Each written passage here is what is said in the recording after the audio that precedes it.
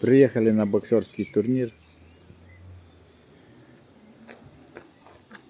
И наш мини-кемпер, тренируемся на нашем мини-кемпере.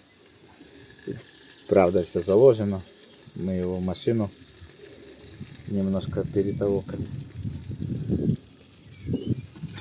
Вот.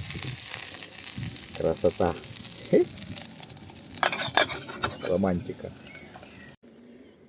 Первый выезд уже показывает, на что надо обращать внимание и в чем мы имеем необходимость.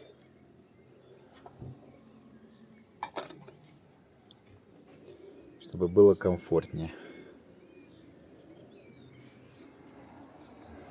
Я так и думал, что не надо спешить покупать большой дом, а нужно начать с малого.